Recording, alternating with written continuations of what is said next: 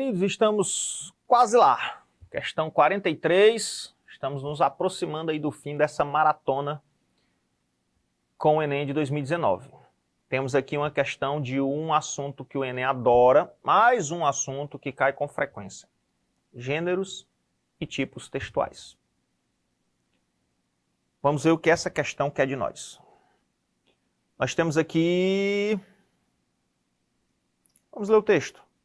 Marcelo Gleiser, área de atuação física e astronomia, contribuição mais famosa, seus livros A Dança do Universo e o Fim da Terra e do Céu, nascimento 19 de março de 1959, Alma Mater, PUC Rio, UFRJ e King's College de Londres, Super Trunfo Tecmundo.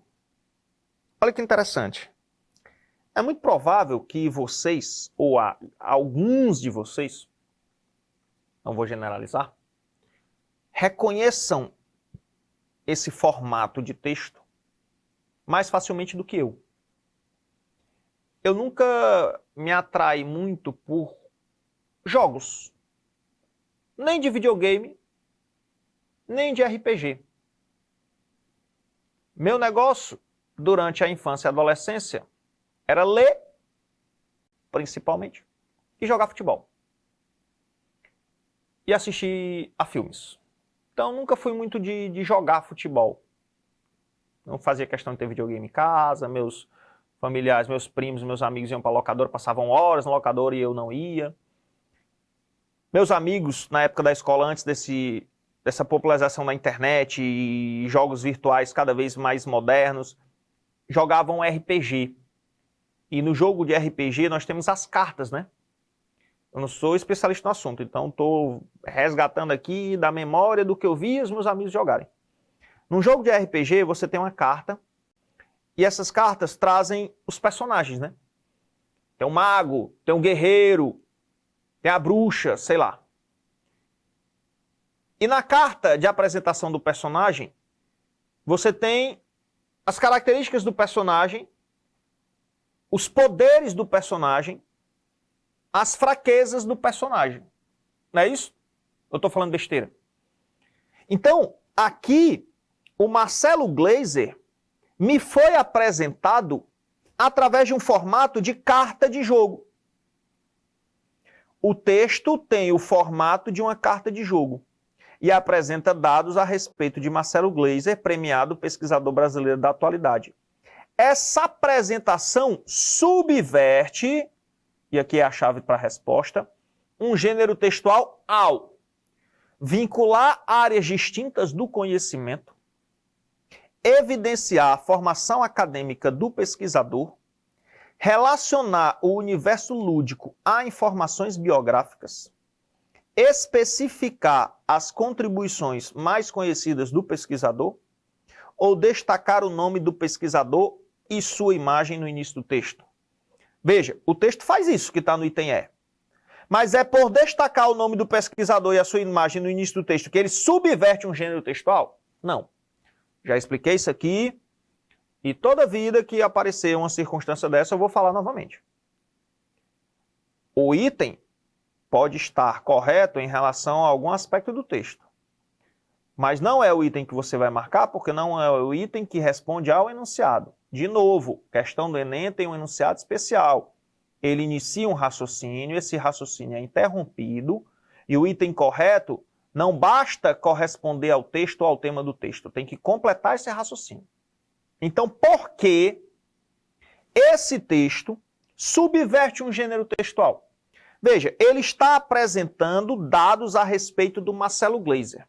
Normalmente, que gêneros textuais podem ser utilizados para apresentar dados a respeito de um pesquisador, de um nome de relevância numa área do conhecimento? Uma biografia ou um currículo. Se eu quero saber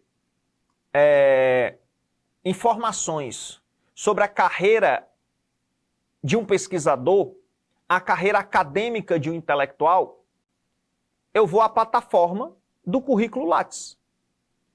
E aí eu coloco lá, Abro o currículo Lattes, Marcelo Gleiser. Aparece. Toda a formação acadêmica dele. Onde ele se graduou, em que ele se graduou, onde ele fez mestrado, qual a tese de mestrado dele, onde ele fez doutorado, qual é a tese de doutorado dele, se ele fez PhD, que cursos de especialização ele fez, se ele teve experiência como professor, que livros ele publicou, de que publicações científicas ele participou, quais as contribuições concretas dos estudos dele na área acadêmica em que ele está inserido. Enfim, eu tenho lá toda a formação do cara, toda a contribuição que ele deu àquela área. É uma forma até da gente conferir se algumas informações são verdadeiras. Algumas pessoas falsificam seu currículo. O indivíduo coloca no currículo que fez um PhD na PUC. Aí depois você vai procurar nos arquivos da PUC, não, ele nunca fez um PhD lá. Então isso pode ser falseado, pode ser falsificado, fraudado. Mas é a ferramenta mais adequada. Então, o gênero textual mais adequado para se informar, para se apresentar dados acadêmicos de um pesquisador é o seu currículo. Só que aqui os dados acadêmicos sobre esse pesquisador vieram no formato carta de jogo. Por isso, o gênero foi subvertido. O gênero currículo, ou o gênero biografia, podia ser uma biografia, um relato biográfico, foi subvertido porque os dados a respeito do pesquisador, da sua formação acadêmica, da sua contribuição, vieram no formato carta de jogo. Qual é o item que traz isso? Relacionar o universo lúdico a informações biográficas. Então, quando eu apresento informações biográficas, eu o faço através de determinados gêneros, como a biografia, como o currículo. Mas aqui, as informações biográficas foram veiculadas através da carta de jogo. E a carta de jogo remete ao universo lúdico. Numa outra questão, eu já tinha falado do lúdico.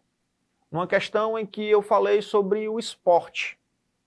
E o texto criticava a espetacularização do esporte. E nisso, o caráter lúdico do esporte se perde. O lúdico está relacionado ao jogo, à imaginação, à infância. Então, essa apresentação subverte um gênero textual ao relacionar o universo lúdico, a carta do jogo, a informações biográficas.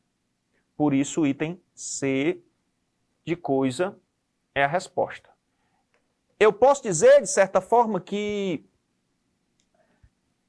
há aqui uma espécie de hibridismo textual. Quando é que eu tenho um caso de hibridismo textual ou de intergenericidade? Quando um gênero textual incorpora características de outro. Então, o Vinícius de Moraes escreve um poema e o poema chama Receita de Mulher. O gênero é receita, ou o gênero é poema, mas esse poema incorporou características da receita. O Chico Buarque de Holanda escreve uma música chamada... Ai, que droga, esqueci agora o nome, desculpa. Meu caro amigo.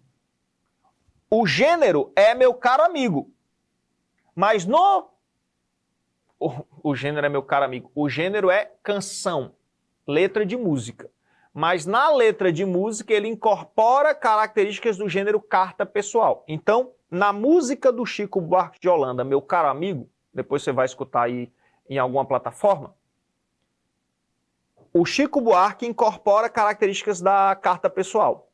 O texto pertence ao gênero canção, mas essa canção incorporou características do gênero carta pessoal, resultando num caso de intergenericidade ou hibridismo textual. Certo? É isso. Comentamos a questão 43. Acho que ficou clara a explicação. Então, bola para frente e vamos encerrar o ano de 2019.